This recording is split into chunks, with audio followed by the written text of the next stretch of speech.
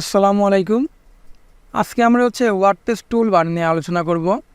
তো টুলবারটা কোনটা সেটা যদি আমি একটু ভালো করে আপনাকে দেখাই, জিনিসগুলা একটু মার্ক করে দেখাই। এইখানে আমাদের এখানে যে পার্টটুকু আছে আর কি,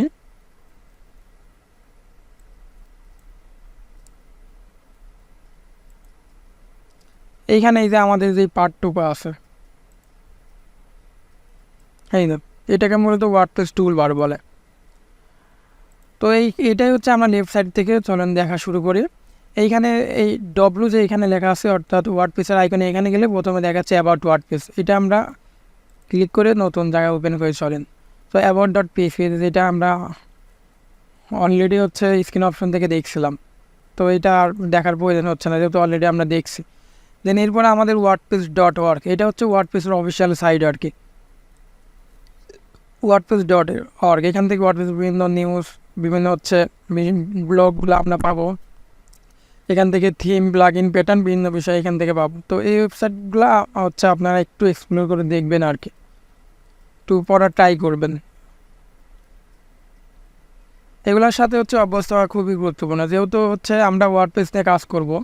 কাজেই ওয়ার্ডপ্রেসের অফিসিয়াল ওয়েবসাইটে কোথায় কী আছে না আছে এগুলো যদি আমরা না জানি তাহলে সমস্যা।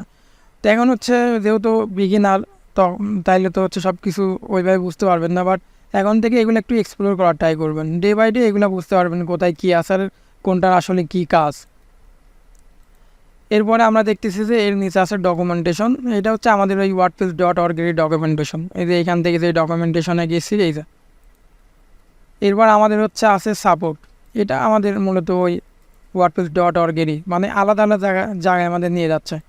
তো এই সাপোর্টটা বলতে মূলত আমাদের এখানে বিভিন্ন ফোরাম আছে, এইগুলা থেকে আমরা বিভিন্ন হেল্প নিতে পারবো। যেমন ইনস্টলিং ওয়ার্ডপ্রেস, অর্থাৎ ওয়ার্ডপ্রেস ইনস্টল করতে যদি কোথাও সমস্যা হয় তাহলে আমরা এই ফোরামে গিয়ে আমরা আমি যে প্রবলেমটা ফেস করছি ওই প্রবলেমটা এখানে হয়তো কেউ ফেস করছে, তো সেটা আমি দেখে করতে পারবো আর কি, আমার প্রবলেমটা সলভ করতে পারবো। অথবা যদি আমারটা ডিফারেন্ট প্রবলেম হয় সেক্ষেত্রে আমি আর এইখানে আমার একটা অ্যাকাউন্ট করে দেন এইখানে আমি প্রশ্ন করতে পারবো আর কি। তাহলে এখানে এই ফোরামের যারা মেম্বার আছে এরা হেল্প করবে।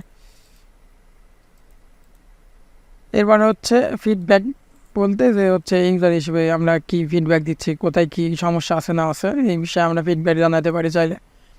এবার এইখানে আমরা দেখতেছি যে ওয়ার্ডপ্রেস ড্যাশবোর্ড ইন্ট্রোডাকশন দেখাচ্ছে। এটা আমরা সাইট টাইটেলে যেটা দিব ওইটাই এখানে দেখাবে। এই যে এখানে দেখাচ্ছে, এখান থেকে আমি ক্লিক দিই তাহলে কী হয় চলেন একটু দেখি। এটা আমাদের সাইটে নিয়ে যাচ্ছে। হ্যাঁ, এখান থেকে এই যে নিচে যেটা আসতেছে এটা ক্লিক দিলে একই কথাই কিন্তু আমাদের সাইটেই নিয়ে যাচ্ছে।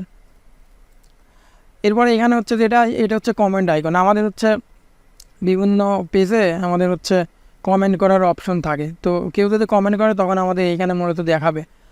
আর এখানে নিউ যেটা আছে, এখানে যদি আমরা মাউস টিপে তাহলে যেটা দেখতে পারতেছি পোস্ট মিডিয়া পেজ ইউজার। তো এইগুলো নিয়ে আমি পরবর্তীতে দেখাবো এই জিনিসগুলো। তো এখান থেকে আমরা এক্সপ্লোর করতে পারি। আর আরেকটা বিষয় মনে রাখতে হবে যে এই কিছু কিছু অপশন আছে যেগুলো ওয়ার্ডপ্রেসের টুলবারও পাওয়া যাবে এবং এই সাইট থেকেও পাওয়া যাবে আর কি। মানে এই সাইডের মূলত অপশানগুলা যেগুলোকে কাস্টম পোস্ট টাইপ বলে আর কি, ওইটা উপরে কিছু আছে, পোস্ট মিডিয়া পেজ ইউজার, এভাবে জিনিসগুলো আছে। তো আমরা যত পরবর্তী এগুলো দেখবো, এই জন্য এখানে বেশি টাইম নিচ্ছি না আর কি। এবং এখন দেখতেছি আমরা রাইট সাইডে আমাদের এই যে এইখানে একটা আছে।